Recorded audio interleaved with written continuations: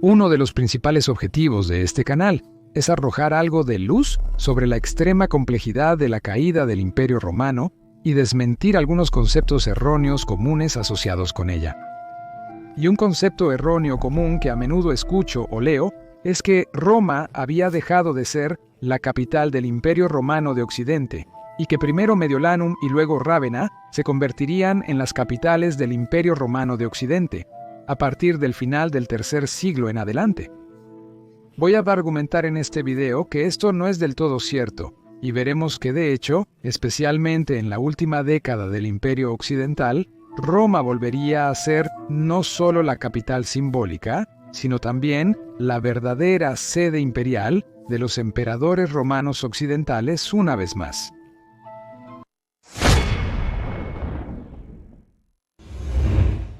Como tan a menudo, nuestra historia comienza con la crisis del tercer siglo. Esta crisis, en la que el imperio casi cayó, vio las incursiones de invasores bárbaros, enormes guerras civiles y enormes problemas económicos. En los Balcanes y el norte de Italia, las tribus germánicas lograron saquear y destruir muchas ciudades.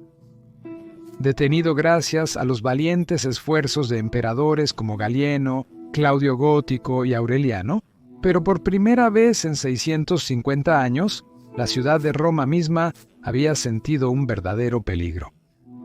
Con este fin, Aureliano hizo construir imponentes murallas alrededor de la ciudad que aún llevan su nombre y que aún se mantienen en muchas partes hasta el día de hoy.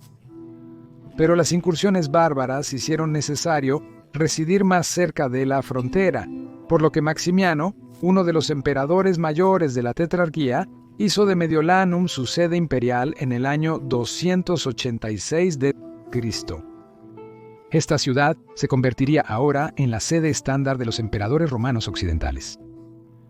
Sin embargo, debe notarse que el emperador Maxencio fue una excepción, ya que eligió residir en Roma desde el año 306 hasta su muerte en el año 312 de Cristo. Construiría los últimos edificios impresionantes en esta ciudad, como hemos discutido en este video aquí. Honorius luego trasladó la sede imperial a Rávena en el año 402 de Cristo, una ciudad que estaba estratégicamente situada de manera excelente. Rodeada de pantanos al oeste y el mar al este, la ciudad era extremadamente difícil, si no imposible, de ser capturada en un asalto directo. Por lo tanto, ahora a menudo podemos leer o escuchar que desde ese momento en adelante, Rávena sería la capital del Imperio Romano Occidental. Pero aquí debe notarse que se debe hacer una distinción entre sede imperial y capital, ya que no son necesariamente la misma cosa. Es cierto que la corte imperial y la ceca imperial tendrían su sede donde el emperador eligiera residir. Por lo tanto, primero Mediolanum y luego Rávena verían un creciente importancia. Sin embargo, Roma siempre permaneció como la capital simbólica del Imperio Romano de Occidente, como se demostró impresionantemente por las reacciones al saqueo del año 410 d.C.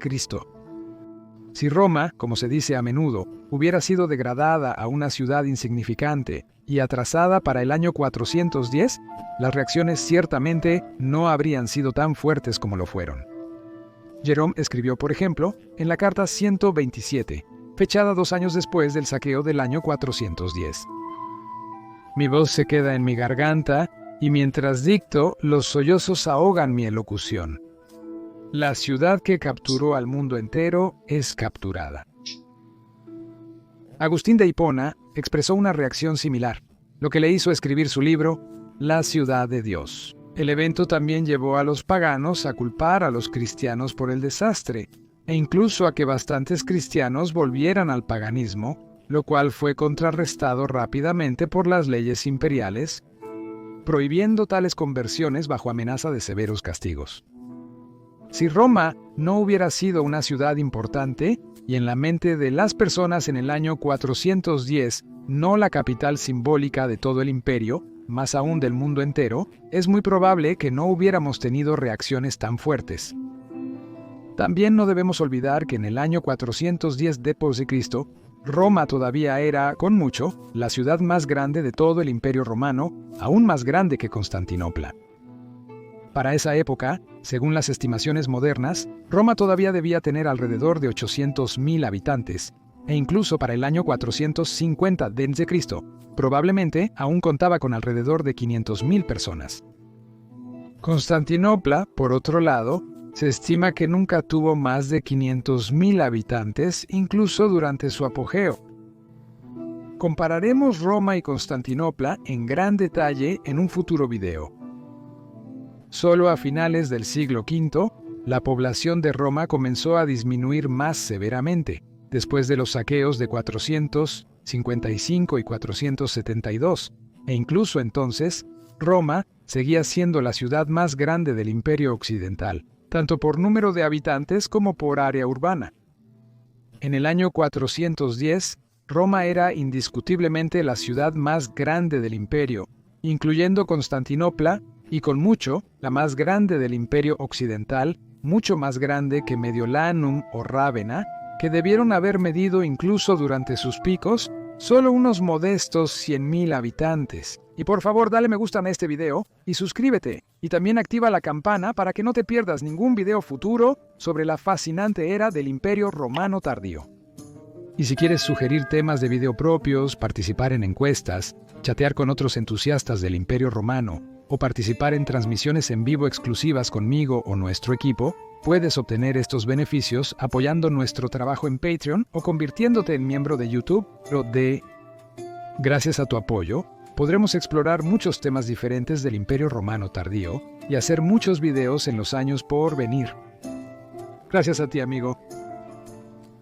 Ahora se podría argumentar que aunque Roma nunca dejó de ser la capital simbólica del imperio y seguía siendo la ciudad más grande en el año 410, durante las últimas décadas del imperio, seguramente caería en la oscuridad completa, como se propaga erróneamente con bastante frecuencia en YouTube o incluso en bastantes libros de historia. Pero el emperador Valentiniano III, para nuestra sorpresa, en realidad era bastante aficionado a Roma. Cada vez más a menudo visitaba Roma, aventurándose lejos de Rávena para visitar la antigua capital. Debe haber quedado bastante impresionado por la ciudad, ya que no solo eligió residir cada vez más frecuentemente en el antiguo palacio de los Césares a partir del año 440 d.C., sino que lo que a menudo se pasa por alto es el hecho de que trasladó la sede imperial, junto con toda su familia, de vuelta a Roma en el año 450 d.C. Este emperador, aunque generalmente débil e incapaz, que cometió el terrible error de matar a su capaz Magister Militum Aetius, inició una tendencia que haría que Roma no solo fuera la capital simbólica del Imperio Romano de Occidente, sino de hecho, una vez más, la verdadera capital. Porque no solo Valentiniano III había traído a toda su familia imperial a Roma, sino también la ceca imperial. Las monedas volverían a ser acuñadas en la antigua capital. Valentiniano III fue asesinado por seguidores de Aetius en 455, mientras montaba su caballo en el Campus Martius en Roma. Los emperadores que le siguieron continuaron la tendencia que él inició. El usurpador Petronio Máximo residía en Roma, al menos hasta que llegaron los vándalos cuando intentó huir de la ciudad, pero fue descubierto por el pueblo de Roma y asesinado por ellos. Después del saqueo vándalo de 455, el emperador Avitus también residiría principalmente en Roma. Mayoriano elegiría residir en Rávena, muy probablemente porque estar más al norte resultaría más eficiente para sus esfuerzos de reconquista. El emperador títere de Ricimer, Livius Severus, también residiría en Rávena, pero luego Antemius residiría completamente en Roma nuevamente, desde 467 hasta 472. Tomaría residencia en el Palacio Imperial en el Monte Palatino, como los antiguos emperadores. Hablamos sobre el fin de este último gran emperador romano occidental y cómo fue asesinado por los bárbaros de Ricimer en este video aquí. El sucesor de Antemio, Olibrio, también residiría en Roma durante su corto reinado de 7 meses. Su sucesor sería Glucerio, y él volvería a elegir residir en el norte de Italia, muy probablemente en Rávena, como lo indica la acuñación de monedas durante su reinado, que solo se emitieron desde Rávena y Mediolanum. El último emperador romano legítimo sería entonces Julio Nepote, quien fue enviado por el emperador romano oriental, Leo. Fue proclamado emperador romano occidental en Roma en el año 474 d.C., y no en Rávena. Es posible que residiera en Roma, aunque esto no se sabe exactamente. Sin embargo, la acuñación de monedas, no solo en Rávena y Mediolanum, como bajo Glucerius, sino también en Roma, sugiere que la instalación de acuñación imperial en Roma había sido restaurada bajo Julio Nepote, lo que hace bastante posible que pudiera haber residido en la ciudad eterna. Y finalmente, el usurpador Orestes hizo a su hijo emperador romano del oeste en 475, y residiría durante un año en Rávena, antes de ser famosamente depuesto por Odoacer. Por lo tanto, podemos ver que, sorprendentemente a menudo, Roma volvería a ser no solo la sede del emperador a partir del año 450 después de Cristo, sino también la sede de la ceca imperial, lo que sugiere fuertemente que en Roma había vuelto a ser, de hecho, la verdadera capital imperial. Más de la mitad del tiempo, desde el año 450 después de Cristo hasta el año 476 después de Cristo. Esto contrasta fuertemente con la teoría a menudo presentada de que Roma había declinado hasta la insignificancia total después del saqueo de los vándalos en el año 455. De hecho, se puede observar todo lo contrario, y muchos emperadores optarían por hacer de la antigua capital nuevamente la sede del imperio, como en los viejos tiempos. Por supuesto, esto tenía que ver con la reducción del imperio, y esta reducción llevó a una creciente importancia del Senado de Roma y las antiguas familias aristocráticas romanas. Su poder ahora crecía a medida que el imperio se reducía, y por lo tanto, residir en Roma tenía sentido para los emperadores, ya que necesitarían el apoyo del Senado de Roma y las antiguas familias aristocráticas para sus políticas. También podría ser un movimiento reaccionario, con la esperanza de restaurar la antigua gloria del Imperio Romano, gobernando nuevamente desde Roma, como en los tiempos de Augusto, Trajano o Marco Aurelio.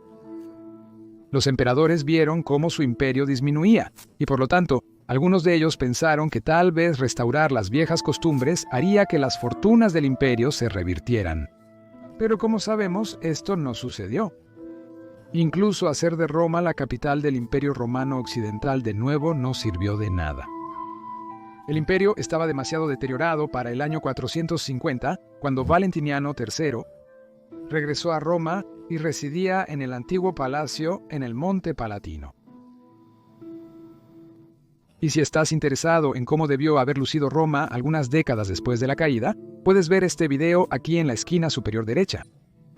Pero si estás más interesado en cuándo comenzó la caída del Imperio Romano, puedes ver el otro video en la esquina inferior derecha. Digo gracias de nuevo a todos los amigos de la historia romana y a todos los que son como yo, absolutamente fascinados por el Imperio Romano tardío, gracias a Amici Imperi Romani y Bene vale.